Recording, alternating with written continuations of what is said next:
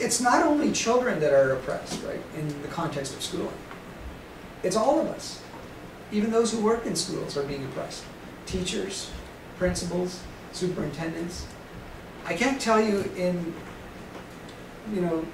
how many people have now come up to me and said, I want to, I'll write this for you. And I said, well, I think it's really interesting. Can I share it with other people? If people ask me, yes, but make sure my name's not on it.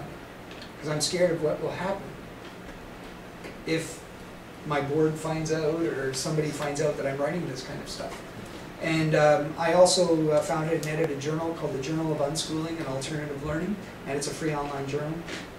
And somebody who wrote to the journal and had a publication in there has come back and said that he wants his publication to be anonymous because when you Google his name, the first thing that comes up is the unschooling article that he has there, and he's trying to get a job, and he's afraid that it's going to make it very difficult for him to get a job in mainstream schooling given what he's written. Again, if you think you live in a democracy and you have a right to speak freely about these things, think again, right? Even principals, when you sign up for a board, take a job as a board, they tell you quite clearly that now you are an agent of the board and you better be careful about what you say and what you don't say because your thoughts aren't yours anymore. And I had a student in one of my classes one time who was a principal, and she said, this is crazy. I'm going to my, this morning, one morning I was defending the homework policy at my school because a parent came in and complained about it. And then that same afternoon, that evening, I went to my child's school and complained about the exact same thing, right?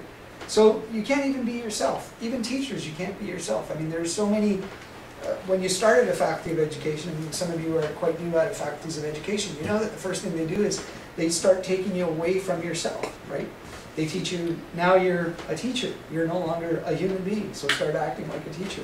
And you have to dress differently, and you speak differently, and you have to be cautious of this and cautious of that. So, from a critical theoretical perspective, stuff that critical theorists write about, like Paulo Freire and so on, you could think about how all of a sudden this particular discourse is becoming the dominant discourse that's speaking through you, right? And so I think these are all things that we should be cautious about and be afraid of, right? And think about how not only children are being impressed by the technology of schooling, but so is a lot of adults that are within that context.